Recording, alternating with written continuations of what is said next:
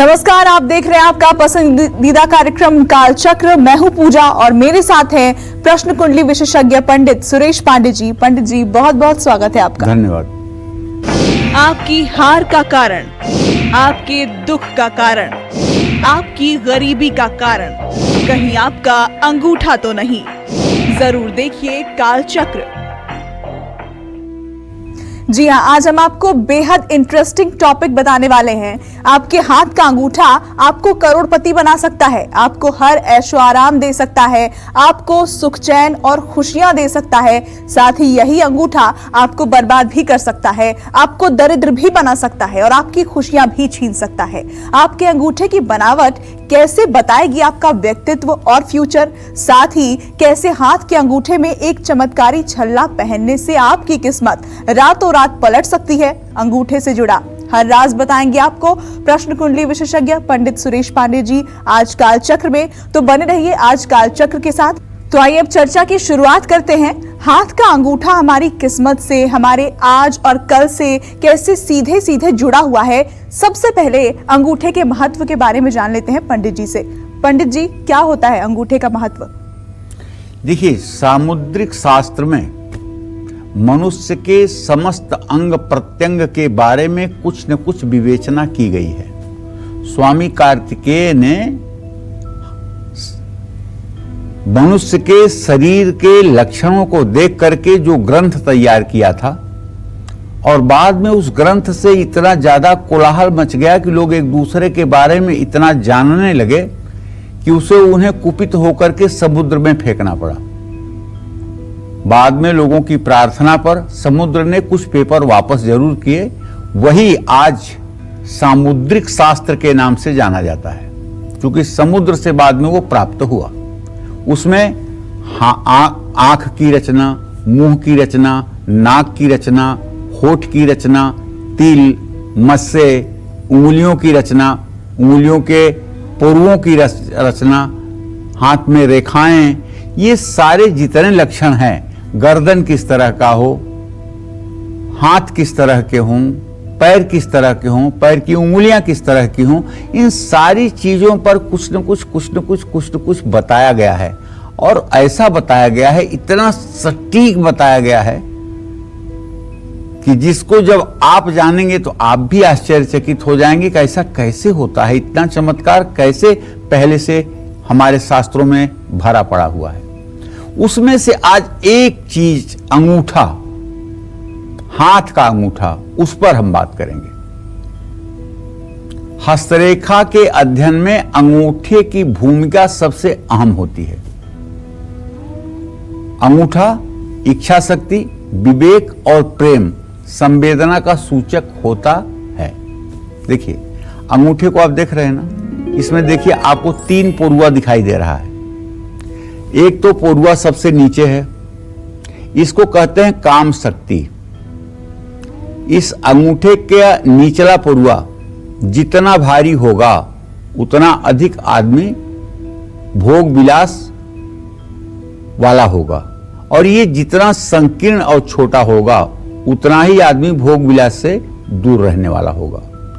दूसरी, ये जो दूसरा पोरुआ जो है, इसको कहते हैं इच्छा शक्ति। मतलब किसी आदमी की इच्छा शक्ति क्या है, विल पावर क्या है, क्या चाहता है वो, ये इससे प्रकट होता है इच्छा शक्ति। और तीसरा पोरुआ जो सबसे ऊपर है, इसका नाम है तर्क शक्ति। मतलब इच्छा तो आपकी हो गई कि मुझे हवाई जहाज पर चढ़ना है, लेकिन अगर तर्क शक्ति आपकी मजबूत नहीं है तो ये तर्क शक्ति आपको बताएगी कि आप हवाई जहाज पर चढ़ने के लायक हैं कि नहीं, आप चढ़ेंगे कि नहीं। अगर तर्क शक्ति छोटी हो गई, ये ऊपरी हिस्सा बहुत छोटा हो गया, मोटा हो गया, बहुत चिपटा हो गया, तो वैध और अवैध रास्ते से आदमी अपने कार्य को पूरा करता है। ऐसे लोग अपराधी होते हैं, ऐसे लोग हत्यारे होते हैं, ऐसे लोग मूर्ख होते हैं, ऐसे लोग अत्यंत दुष्ट होते हैं, जिनके अंगूठे का ऊपरी हिस्सा छोटा होता है। और अंगूठे का अगर ऊपरी हिस्सा लंबा, नुकीला और पतला हो, और ऐसे पकड़ने पर पीछे की तरफ पूरा मुड़ जाए, यू का आकार बन जाए, तो ऐसा आदमी बहुत ज्यादा इमोशनल, बहुत ज्यादा दयालु, बहुत ज्यादा संवेदनशील होता है। लेकिन अगर ये अंगूठा जरा सा भी पीछे की तरफ न मुड़े, पीछे से पकड़ करके पीछे की तरफ इसको खींचिए, अगर नहीं पीछे जा रहा है तो ऐसा आदमी मस्तिष्क प्रधान, बिल्कुल भावनाओं के वशीभूत न होने वाला, एकदम मस्तिष्क प्रधान होता है। और ऐसे व्यक्ति अपने जीवन में सफल रहते हैं लेकिन लोकप्रिय नहीं हो पाते हैं, क्योंकि इनकी भावना और संवेदना इनके अंदर कम होती है।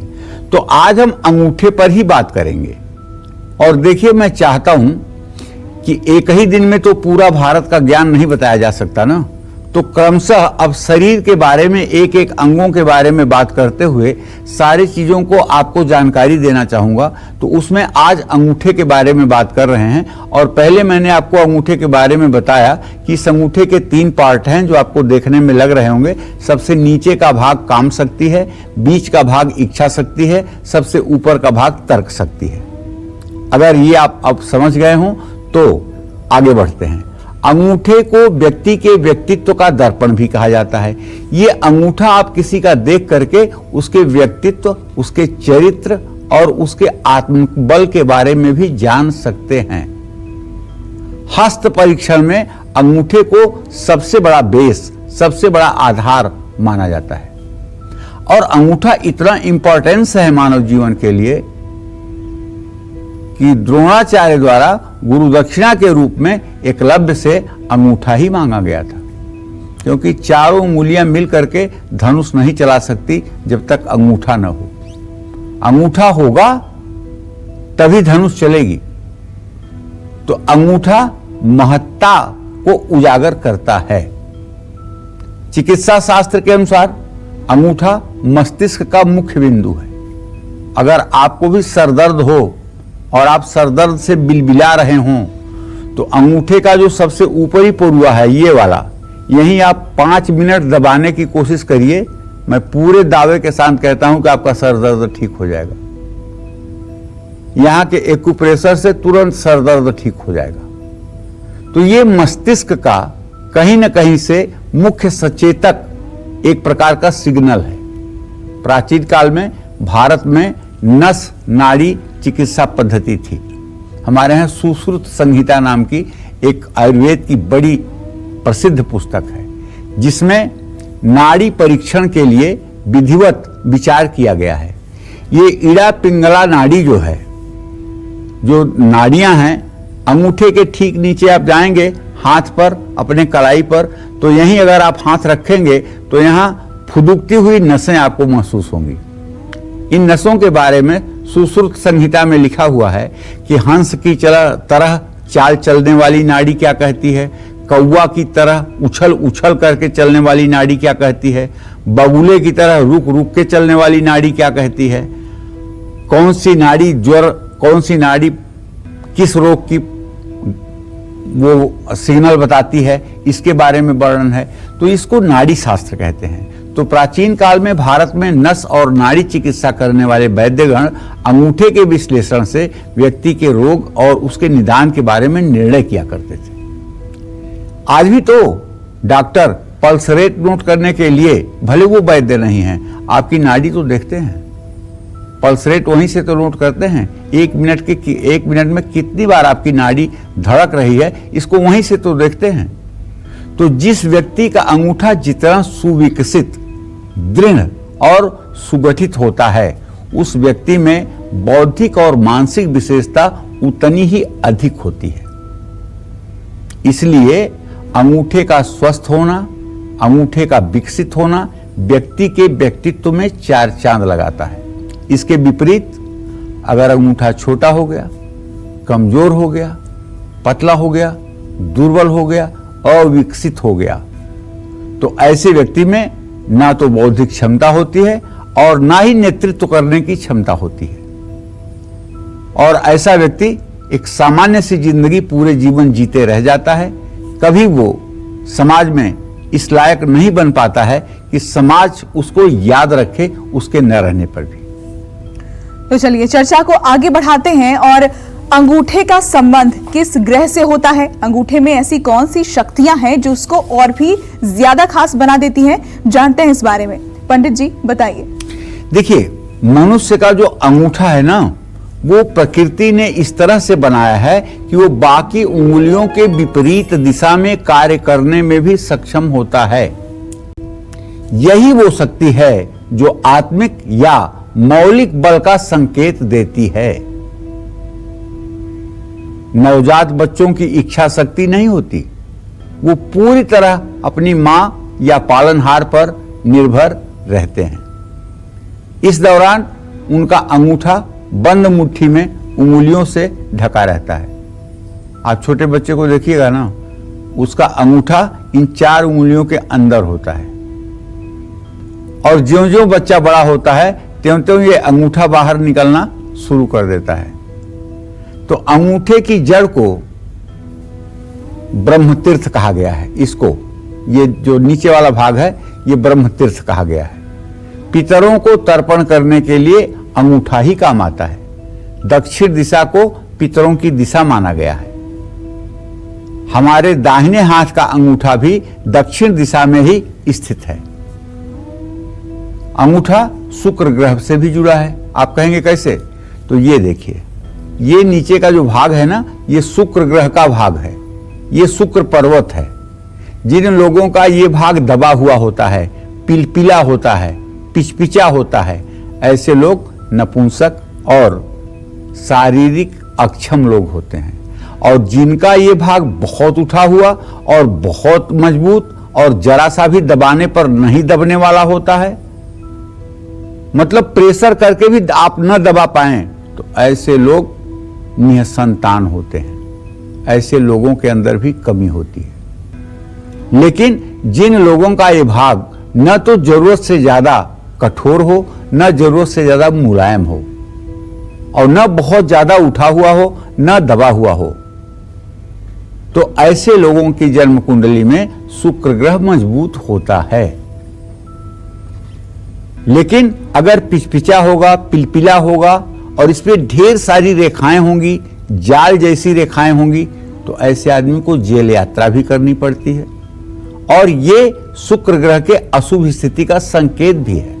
अगर आपके कुंडली में, जन्म कुंडली में शुक्र सूर्य के साथ होकर के अस्त है, तो ये पर्वत आपका दबा हुआ होगा, यहां की रेखाएं कटी हुई होगी, यहां छोटा सा आपको जाल बनता हुआ दिखाई देगा, जो जीवन में संघर्ष की स्थिति को संकेत करता है। ऐसे लोगों को अंगूठे में हमेशा कोई ना कोई तकलीफ जरूर रहती है। कुंडली में शुक्र ज्यादा खराब हो तो अंगूठा खराब भी हो सकता है। अगर कुंडली में शुक्र ग्रह खराब होगा तो अंगूठे की बनावट में, अंगूठे की रचना में, अंगूठे की मजबूती में खराबी जरूर होगी, जरूर होगी, जरूर होगी। अब चलिए, अंगूठे से आपके शरीर का एक परीक्षण करने का भी एक छोटा सा रास्ता बताते हैं। ये अंगूठे के ठीक नीचे आइए, यहां कलाई के पास, मणिबंध के पास, और यहां से अंगूठे के एकदम ऊपर तक अपने बाएं हाथ से धीरे धीरे दबाव बनाना शुरू करिए। जिस पॉइंट पर ज्यादा दर्द हो और आप उस छोटे से दबाव के कारण तकलीफ महसूस करें, आप समझ लीजिएगा कि आपके बैक बोन में, आपके रीढ़ की हड्डी में जो 33 गोलियां हैं, जिन्हें 33 कोटि देवता के नाम से भी आप जानते हैं, जो 33 गोलियां हैं टेल बोन से लेकर के गर्दन तक, 33 गोलियों का ये रीढ़ की हड्डी समूह है। उसमें जिस पॉइंट पे आप दबाएंगे और दर्द होगा, उसी पॉइंट पर आपके बैक बोन में तकलीफ होगी। ये बात बहुत पक्की है। और यदि आपको बैकबोन से संबंधित कोई समस्या है, या गर्दन आपका अकड़ गया है, या गर्दन से कोई समस्या है, तो आप इस पे हल्का सा एक्यूप्रेशर करके अपने स्वास्थ्य को ठीक भी कर सकते हैं। बाएं हाथ से दाहिने हाथ के ऊपर और दाहिने हाथ से बाएं हाथ के ऊपर, ऐसा आप करके अपने को बिना किसी चिकित्सक के सलाह के अपने आप को आप ठीक कर सकते हैं। तो अंगूठे में किस धातु का छल्ला पहनने से आपको लाभ मिलेगा, बताएंगे आपसे थोड़ी देर में। लेकिन उससे पहले हमारे साथ कालचक्र दर्शक वैष्णवी जुड़ गई हैं पुणे से। बहुत स्वागत है आपका, अपना सवाल पूछिए। मैम मैं हेलो। हाँ वैष्णवी। हेलो। हाँ बोलो, मैं सुन रहा हूँ। हेलो। हाँ बोलो। मुझे ये बात करनी है, मेरे हस्बैंड के बारे में बात करनी है। जी उनका जन्म तारीख है 29 अप्रैल 1987। जी। उनका बिजनेस है, ट्रैवल बिजनेस है। पर क्या उसके जानना कारण चाहती हो? वो गया है, क्या कर सकते हैं? कर्जा कम करने के लिए क्या कर सकते हैं? क्या आप पूछ रहे हो, कुछ समझ में नहीं आ रहा है। कर्ज कम करने के लिए क्या कर सकते हैं? कर्ज बहुत हो गया। देखिए वैष्णवी, आपके पति भाव का स्वामी मंगल है और उससे धन भाव का स्वामी बृहस्पति है जो धन भाव में बैठा हुआ है। व्यय भाव का स्वामी शुक्र है जो इस समय भाग्य स्थान में बैठा हुआ है। आपके पति का कर्ज समाप्त हो जाए, इसके लिए आपको उनका सहयोग करना पड़ेगा। और वो सहयोग ये करना पड़ेगा कि आप उनसे हाथ जोड़कर निवेदन करें कि आप भूल करके भी जब तक कर्ज है तब तक क्रेडिट कार्ड का प्रयोग न करें। नंबर 2 बात, एक श्री यंत्र रख करके स्फटिक का, उस पर आप जल, दूध, गन्ने के रस से रोज अभिषेक करें और श्री सूक्तम का पाठ करें। वैभव लक्ष्मी के 16 शुक्रवार का व्रत करें। इतना करने के बाद भी अगर कर्ज नहीं उतरता है तो आप अपने पति देव से कहें, पूना से 238 किलोमीटर की दूरी पे कोल्हापुर नाम की जगह है महाराष्ट्र में, जहां महालक्ष्मी साक्षात रहती हैं, जहां एक बार दर्शन करने के बाद कोई 7 जन्मों तक दरिद्र नहीं हो सकता है। वहां जाकर के माता के दर्शन पूजन करें और वहां अपनी मनोकामना कहें। जितनी श्रद्धा के साथ आप वहां पहुंच सकते हैं उतना जल्दी जीवन का कर्ज समाप्त हो सकता है। और ऋण मोचन मंगल स्तोत्र का 7 बार सुबह 7 बार शाम अपने पति से करने के लिए कहें और मंगलवार के दिन किसी से 1 रुपए भी कर्ज न लें। निश्चित रूप से कर्ज जल्दी उतर जाएगा। और चलिए अब चर्चा को आगे बढ़ाते हैं। हाथ के अंगूठे में किस धातु का छल्ला पहनने से 6 बड़े लाभ मिल सकते हैं? आइए जानते हैं इसके बारे में पंडित जी से। पंडित जी, 6 बड़े लाभ अगर चाहिए हो तो किस धातु का छल्ला हाथ के अंगूठे में पहना जाए? देखिए, हाथ के अंगूठे में चांदी का छल्ला पहनने से मानसिक तनाव दूर हो जाता है। आपने देखा है बीच वाली उंगली में यहां लोहे का छल्ला अक्सर लोगों को आपने पहनते देखा होगा। पंडित जी लोग बताते हैं कि शनि आपका खराब है, एक नाव के कील का छल्ला या घोड़े के नाल का छल्ला आप अपने दाहिने हाथ की बिचली उंगली में धारण कर लीजिए। भाई क्यों? ये लोहे का छल्ला बिचली उंगली में ही क्यों? इसमें क्यों नहीं? इसमें क्यों नहीं? और लोहा जैसी कठोर धातु का ही क्यों? वो इसलिए कि ये बीच वाली उंगली जो है सबसे बड़ी उंगली होती है और सबसे ग्रहों में दूरी पर शनि है। ये शनि की उंगली है और ये शनि का मूल है। और शनि का मूल जो है ये मूलाधार चक्र है। मूलाधार चक्र जो है शरीर में गुदा मार्ग का प्रतिनिधित्व करता है, रेक्टम का प्रतिनिधित्व करता है। जिन लोगों को पाइल्स, बवासीर, भगंदर, फेस्टुला जैसे रोग होते हैं उनके लिए यहां एक्यूप्रेशर करने का विधान बनाया गया है। तो जब लोहे का छल्ला पहना जाता है और इस पॉइंट पे एक्यूप्रेशर होता है तो पाइल्स, बवासीर, भगंदर, फेस्टुला जैसे रोग अगर हैं भी तो ठीक हो जाते हैं, अगर नहीं है तो नहीं होता है। इसलिए लोहे का छल्ला यहां पहनाया गया है। लेकिन अंगूठे में चांदी का छल्ला क्यों पहनाया जाता है? क्योंकि ये आपके इच्छा शक्ति और तर्क शक्ति से भी संबंधित है, इसलिए यहां इतनी कठोरता की आवश्यकता नहीं है। चांदी का संबंध चंद्रमा और शुक्र दोनों ग्रहों से है, ठीक है। और ये चंद्रमा और शुक्र दोनों के लगभग संयोग एक ही जैसे होते हैं। जैसे मैं आपको बताऊं 70 से 80% लोग जो होते हैं वो ऐसे होते हैं कि पानी अगर उनको सूट करता है तो निश्चित रूप से वो हर क्षेत्र में सुखी रहते हैं। और कुछ लोग ऐसे होते हैं जो पानी का बहुत कम यूज करते हैं और पानी से जैसे वो डरते हैं। नहाते समय भी उन्हें गर्मी के दिनों में भी हल्का सा गुनगुना पानी चाहिए, ठंडे पानी से गर्मी के दिनों में भी नहीं नहा पाते हैं। तो ऐसे लोगों का कहीं ना कहीं से चंद्र दूषित होता है। तो चांदी का प्रयोग करने से शरीर ठंडा रहता है, क्योंकि चांदी एक शीतल धातु है। हमारे शरीर की रोग प्रतिरोधक क्षमता को क्या बढ़ाता है? चांदी। एकाग्रता और आत्मविश्वास में वृद्धि कौन करता है? चांदी। जिन लोगों का वैवाहिक जीवन ठीक नहीं है उनको चांदी का छल्ला अपने अंगूठे में पहनना चाहिए, चाहे पुरुष हो चाहे स्त्री। और हाँ, अगर आप पुरुष हैं तो चांदी का चेन आप धारण कर सकते हैं। शुक्र को मजबूत करने के लिए भी अंगूठे में चांदी का छल्ला पहना जाता है। तो जिन लोगों का अंगूठा लंबा होता है वो किस तरह के लोग होते हैं, ऐसे लोगों का नेचर और फ्यूचर कैसा होता है, आइए जानते हैं इस बारे में। पंडित जी बताएं। देखिए, जिस जातक का अंगूठा उंगलियों से नजदीक से जुड़ा हुआ होता है, मतलब इसका डिस्टेंस थोड़ा कम होता है, वो मंदबुद्धि होते हैं, लालची होते हैं। पहली उंगली यानी तर्जनी, अगर तर्जनी से ये अंगूठा ज्यादा दूरी पर है तो व्यक्ति तीव्र बुद्धि का मालिक होगा, दूरदर्शी होगा। ऐसे अंगूठे वाले कुछ व्यक्तियों में धन ज्यादा खर्च करने की प्रवृत्ति पाई जाती है। और जिसका अंगूठा ज्यादा लंबा होगा वो भावुक नहीं होता, बल्कि उसमें हठ की प्रवृत्ति ज्यादा होती है। लेकिन ऐसे व्यक्ति के हाथ में अगर मस्तिष्क रेखा अच्छी हो तो वो कुशल शासक भी होता है। अब देख लीजिए, ये 3 रेखाएं आपको हाथ में दिखाई दे रही हैं मेरे, जिसमें ये बीच वाली जो रेखा है ना, यही है मस्तिष्क रेखा।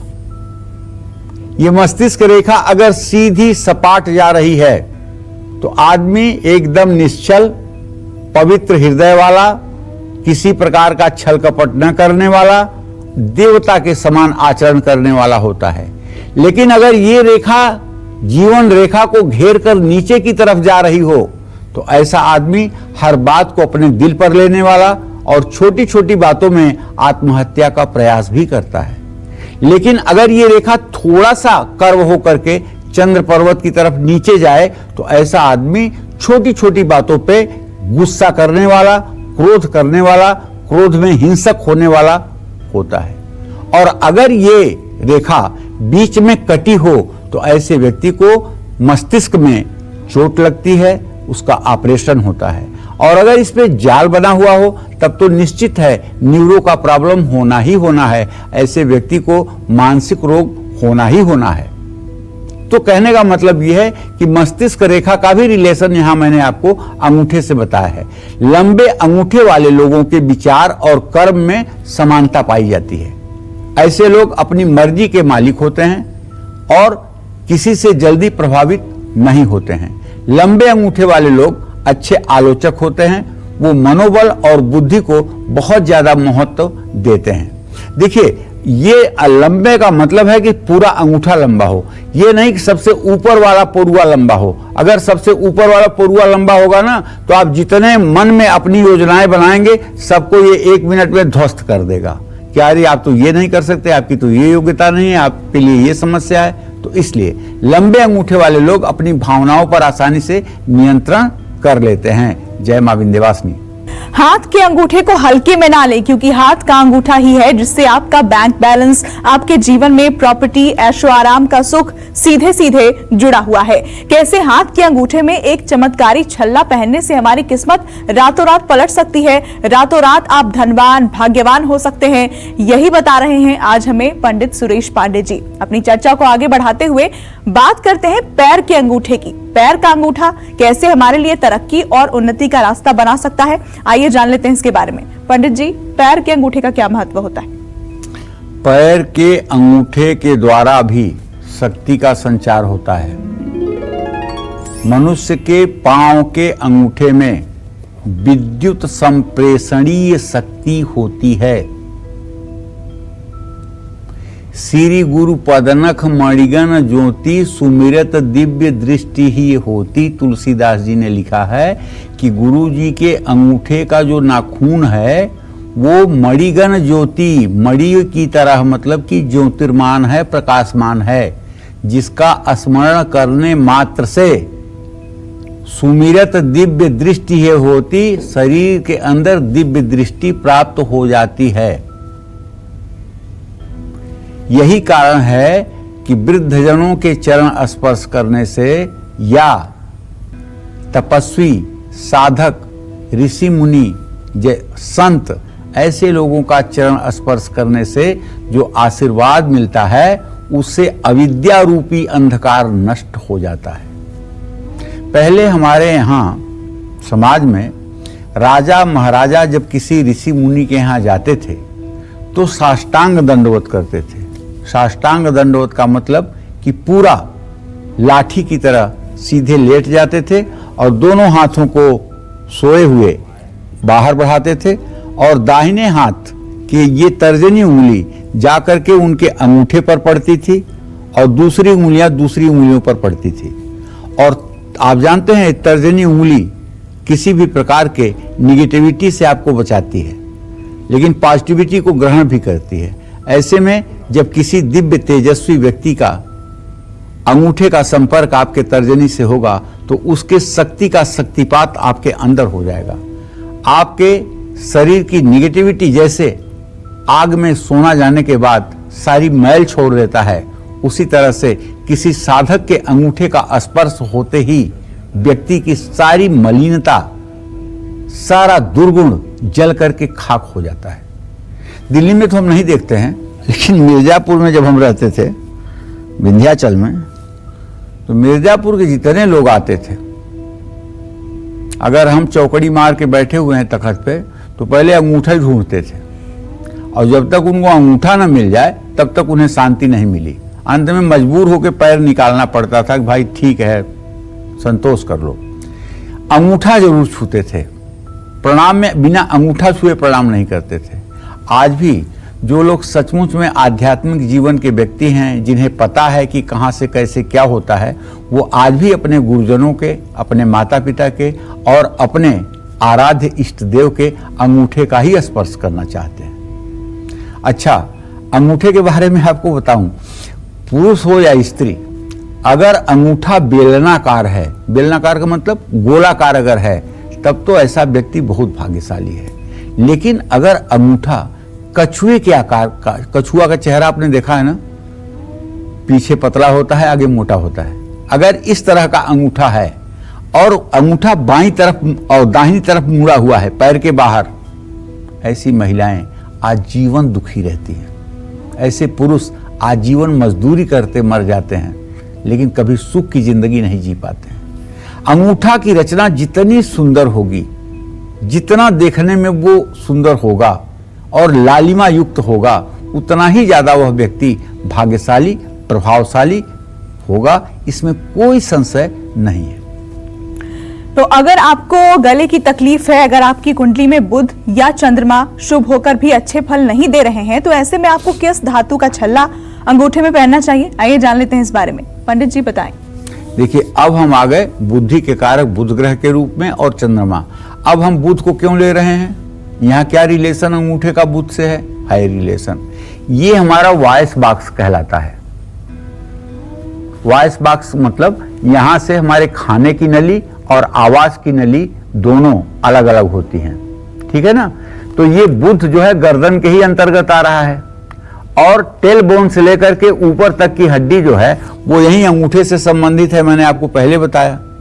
तो ये कहीं ना कहीं से आपका जो चक्र है ये बुध से प्रभावित होने के नाते अंगूठे से भी संबंधित है। और चंद्रमा अगर आपकी कुंडली में मुख्य ग्रह होने के बाद भी, माने लग्नेश होने के बाद भी शुभ फल नहीं दे रहा है, अशुभ फल दे रहा है, तो शुद्ध चांदी का छल्ला अपने अंगूठे में आप पहन लीजिए। और अपनी बात अगर आप दूसरों को बता नहीं पाते हैं या किसी को आप कन्विंस नहीं कर पाते हैं या आप घबरा जाते हैं, अपनी बात को ठीक से कह नहीं पाते हैं, तो भी अपने अंगूठे में चांदी का छल्ला जरूर पहनिए। जो लोग मूत्र रोग से पीड़ित हैं, जिन्हें प्रोस्टेट की प्रॉब्लम है, आधे आधे घंटे बैठा रहना पड़ता है बाथरूम में, या प्रोस्टेट का ऑपरेशन कराने की बात आ गई है, या महिलाओं के लिए भी अगर ये चीजें हैं कि उनको मतलब कि इस रोग से परेशानी है, तो आपको अपने बाएं पैर के अंगूठे में चांदी का छल्ला धारण करना चाहिए, चाहे आप पुरुष हैं चाहे स्त्री। जिन महिलाओं के गले में हमेशा तकलीफ रहती है, जो महिलाएं थायराइड की पेशेंट हैं, जो महिलाएं अस्थमा की पेशेंट हैं, उनको भी अपने हाथ के अंगूठे में चांदी का छल्ला जरूर पहनना चाहिए। कुंडली में बुध चंद्रमा अगर अशुभ फल दे रहा है तो भी हाथ के अंगूठे में शुद्ध चांदी का छल्ला पहने और रात में सूर्यास्त के बाद कभी भूल करके भी पनीर, आइसक्रीम, मूली ये भूल करके भी ना खाएं। ये स्वास्थ्य के लिए आपके हानिकारक होगा। वैसे तो हर उंगली की बनावट अपने आप में कुछ कहती है, लेकिन चूंकि सब्जेक्ट आज आपका अंगूठे का है इसलिए मैं अपने को अंगूठे पर ही केंद्रित करना चाहूंगा। हर उंगली आपके भविष्य के बारे में बहुत कुछ कहती है और ये अंगूठा वो चीज है। आज आधार कार्ड चाहिए तब भी अंगूठा, आज रजिस्टर्ड कोई डॉक्यूमेंट्स करवाना है तब भी अंगूठे का निशान, मतलब हर जगह अंगूठा, इसकी इंपॉर्टेंस इससे ही आप समझ सकते हैं। तो अंगूठे की कैसी बनावट आपके कल, आज और आने वाले कल के बारे में सब कुछ बयां कर सकती है, आइए इस बारे में जान लेते हैं। पंडित जी बताइए। चलिए, अगर अंगूठा मोटा हो तो व्यक्ति हठी, कामुक और असभ्य होता है। अंगूठा चपटा होना व्यक्ति के संवेदनशील और दुष्ट स्वभाव का द्योतक है। अंगूठे का छोटा होना मानसिक अस्थिरता और बुद्धि की कमी का सूचक होता है। अंगूठे का लंबा और चौड़ा हो तो व्यक्ति में शासन करने की प्रवृत्ति होती है। ऐसा व्यक्ति स्वतंत्र विचार वाला होता है और किसी के अधीन नहीं रहता है। अंगूठा चौड़ा और छोटा हो तो व्यक्ति हिंसक, हत्यारा प्रवृत्ति का होता है। अंगूठे का अगला भाग नुकीला होना संवेदनशीलता का सूचक है। ऐसा व्यक्ति कला और सौंदर्य प्रेमी होता है, लेकिन उसकी इच्छा शक्ति दुर्बल होती है। वो दूसरों से बहुत जल्दी प्रभावित हो जाता है।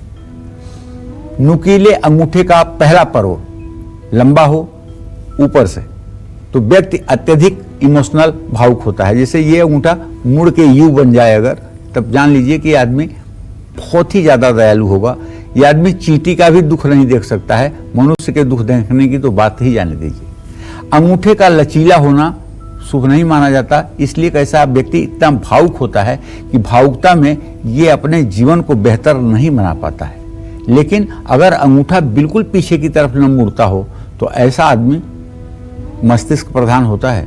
संवेदना नहीं होती ऐसे आदमी के अंदर, लेकिन ये सफल जरूर रहता है अपने जीवन में। ऐसे लोग किसी भी प्रकार के संकोच में आकर के कोई ऐसा काम नहीं करते हैं जिससे उनका नुकसान हो। तो जिसका अंगूठा लचीला होता है उसका जीवन अनिश्चितता से भरा होता है, क्योंकि ऐसे लोग कब कहां रोने लगेंगे, कब कहां भावुक हो जाएंगे, कब कहां फिसल जाएंगे, कुछ कहा नहीं जा सकता। इसलिए अंगूठे का थोड़ा सा मुड़ना और थोड़ा सा टाइट रहना अच्छा होता है। बहुत ज्यादा मुड़ना भी अच्छा नहीं होता और बहुत ज्यादा एकदम टाइट होना भी अच्छा नहीं होता। आप, मुझे विश्वास है, अपने अंगूठे को देख रहे होंगे। तो अंगूठे से लगाया कैसा तिलक कैसे रखेगा आपको सेहतमंद, दिलाएगा मान सम्मान और रुका हुआ पैसा, आइए इस बारे में जान लेते हैं। पंडित जी बताएं। देखिए, हमारे यहाँ तिलक लगाने की भी बहुत विधा है। शास्त्रों में लिखा गया है कि देवी देवताओं को तिलक आप कैसे लगाएंगे?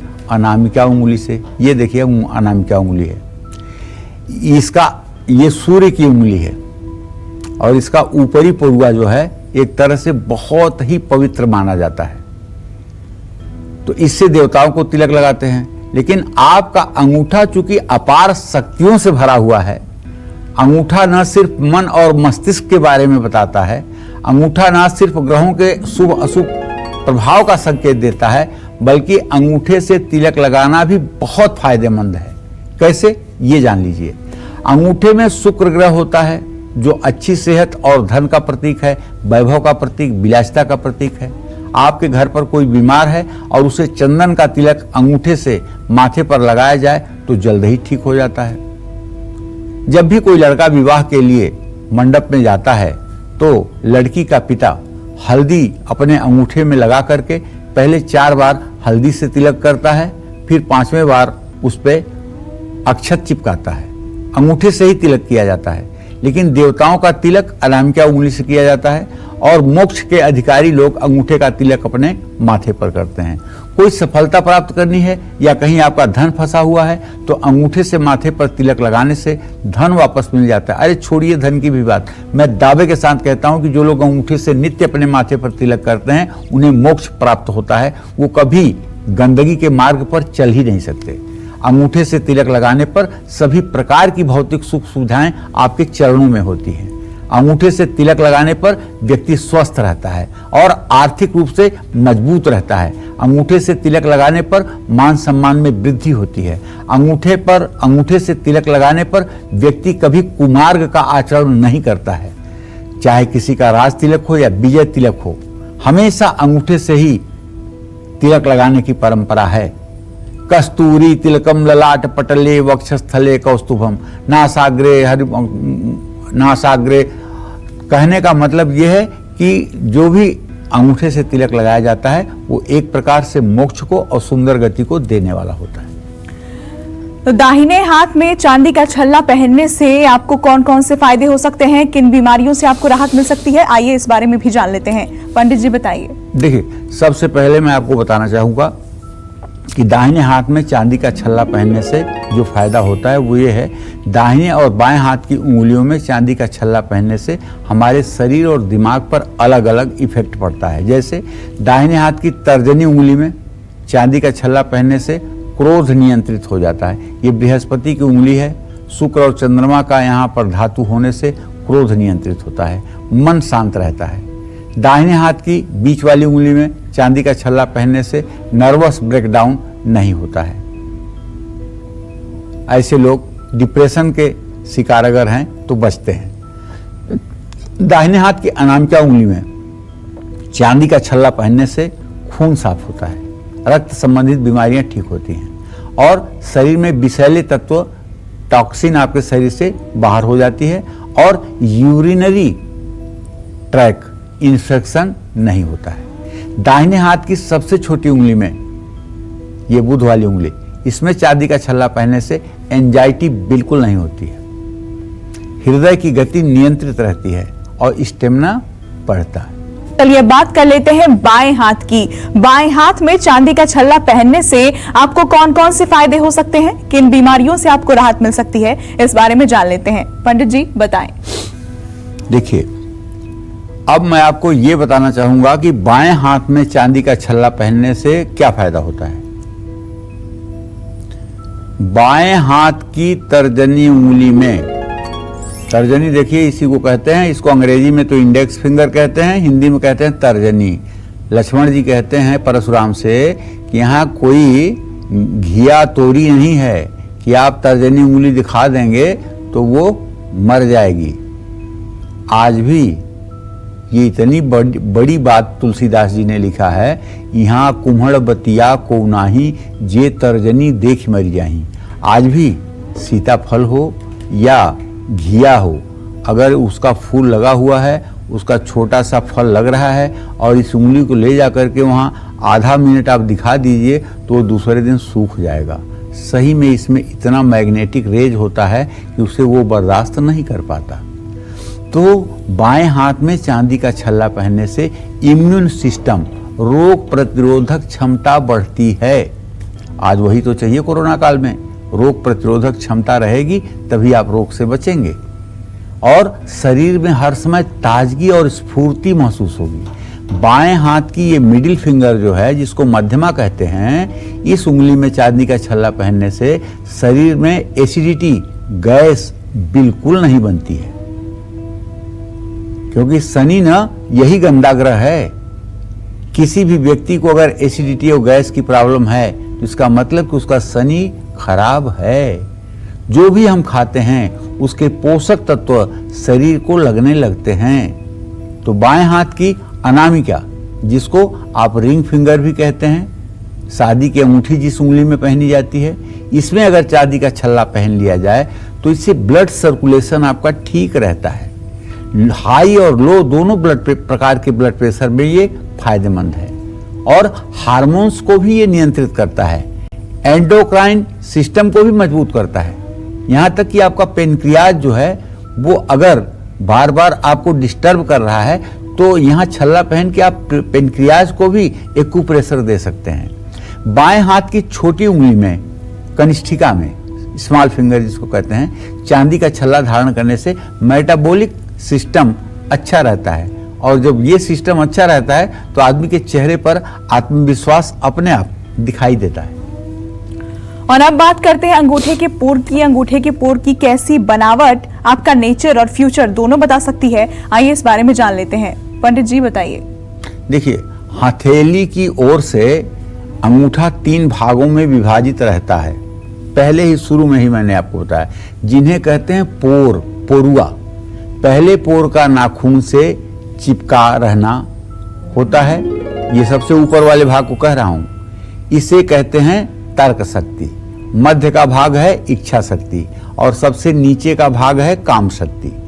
तो ये दूसरा पोरुआ इच्छा शक्ति को दर्शाता है, पहला तर्क शक्ति को दर्शाता है, और तीसरा पोर प्रेम शक्ति या आपके शारीरिक पुरुषार्थ को प्रदर्शित करता है। जिन लोगों के अंगूठे का पहला पोरू दूसरे पोरू से बड़ा होता है, उनमें प्रबल इच्छा शक्ति होती है। ऐसे लोग तर्क की अपेक्षा इच्छा पर ज्यादा बल देते हैं। ऐसे लोग अपने निर्णय से दूसरों का हस्तक्षेप पसंद नहीं करते हैं। जिन लोगों के अंगूठे का दूसरा पोरुआ बड़ा होता है और पहला पोर छोटा होता है, ऐसे लोगों में तर्क शक्ति प्रबल होती है। ऐसे लोग हर बात को तर्क की कसौटी से जांचना चाहते हैं। जिन लोगों के अंगूठे के पहले और दूसरे पोरुए बराबर होते हैं, ऐसे लोग सफल जीवन व्यतीत करने वाले होते हैं। कार्यों में तर्क शक्ति और इच्छा शक्ति के बल का सफल होना संकेत है। अंगूठे का तीसरा भाग शुक्र पर्वत से जुड़ा हुआ होता है। जिन लोगों के अंगूठे का तीसरा भाग लालिमा युक्त और सुंदर होता है, उनका वैवाहिक जीवन सुखी होता है। जिनका ये क्षेत्र दबा हुआ होता है, पिचपिचा होता है, पिलपिला होता है, ये लोग निराशावादी भी होते हैं, जीवन में सुख भी नहीं मिलता है और संतान सुख से भी वंचित होते हैं। आपके घर में कौन सा बर्तन इस्तेमाल हो रहा है? कैसे बर्तन आपका भाग्य संवार सकते हैं? साथ ही कैसे बर्तन आपकी सेहत और किस्मत दोनों बिगाड़ सकते हैं? जानते हैं इस बारे में पंडित जी से। पंडित जी बताइए। देखिए, अब सचमुच बात तो ये है ना कि बर्तन जो होता है जिसको आप प्रयोग करते हो अपने जीवन में, वो आपके भाग्य को बहुत कुछ कह देता है। तांबे के बर्तन पर जो है सूर्य और मंगल का आधिपत्य होता है। चांदी के बर्तन का अधिपति चंद्रमा है। पीतल और सोने के बर्तनों में सूर्य का आधिपत्य है, बृहस्पति का भी आधिपत्य है। लोहे के बर्तन पर शनिदेव का आधिपत्य है, और बुध ग्रह का आधिपत्य कांसे के बर्तन पर है। इसी तरह से एल्यूमिनियम के जो बर्तन होते हैं उस पर राहु केतु का आधिपत्य है। हम जिस धातु के बर्तन में भोजन बनाते हैं या भोजन करते हैं, उसका असर उन ग्रहों पर भी अच्छा या बुरा पड़ता है। जिस व्यक्ति की चंद्रमा की दशा चल रही हो या जिसकी कुंडली में चंद्रमा अशुभ स्थिति में है, उनको चांदी के बर्तन का इस्तेमाल जरूर करना चाहिए। सूर्य और मंगल की दशा आने पर व्यक्ति का आत्मविश्वास गिर जाता है। ऐसे व्यक्ति को तांबे के बर्तन में पानी भर करके पीना चाहिए। जिन लोगों की एकाग्रता कमजोर है, जिनको बहुत तनाव रहता है, ऐसे लोगों को कांसे के बर्तन में ऐसी चीजों का सेवन करना चाहिए जो खट्टी ना हो, जैसे खट्टा फल, टमाटर, सिरका डालकर कोई बनी हुई चीज। ऐसे लोगों के जीवन में सुख का अभाव होता है। ऐसे लोगों को पीतल के बर्तन का इस्तेमाल जरूर करना चाहिए। लेकिन ध्यान रखिए, राहु केतु के अशुभ प्रभाव से बचने के लिए भूल करके भी एल्यूमिनियम के बर्तन का इस्तेमाल ना करें। और मैं अपने सभी दर्शकों से हाथ जोड़कर निवेदन करना चाहूंगा कि आप अपने घर में एक भी एल्यूमिनियम का बर्तन ना रहने दें। ये दरिद्रता का सबसे बड़ा कारण है। स्टील के बर्तन कहीं से भी हानिकारक नहीं है। मिट्टी के बर्तन भी ग्रहों की शुभता के लिए अच्छे हैं। लोहे की कढ़ाई में सरसों के तेल में अगर आप सब्जी पका करके खाइए तो इससे आपका शनि मजबूत होगा। प्लास्टिक के बर्तनों में कभी किसी प्रकार का भोजन नहीं करना चाहिए। ये ना सिर्फ सेहत के लिए हानिकारक है, बल्कि भाग्य को भी कमजोर करता है। जय मां विंध्यवासिनी। पंडित जी बहुत बहुत धन्यवाद आपका। और हम उम्मीद करते हैं कि आपको आज का हमारा ये विषय बहुत पसंद आया होगा। कल फिर एक नए विषय और आपकी परेशानियों को दूर करने के लिए ढेरों उपाय लेकर आएंगे हम पंडित सुरेश पांडे जी के साथ। तब तक के लिए कालचक्र की पूरी टीम को दीजिए इजाजत, लेकिन देश दुनिया की तमाम अहम खबरों के लिए आप देखते रहिए News24। नमस्कार। नमस्कार, मैं हूं मानक गुप्ता। अगर आपको हमारा ये वीडियो पसंद आया हो तो इसे लाइक और शेयर जरूर करें, और हाँ, हमें सब्सक्राइब और फॉलो करना ना भूलें ताकि आप देश और दुनिया की कोई खबर मिस ना करें। तो जुड़े रहिए हमारे साथ और देखते रहिए News24।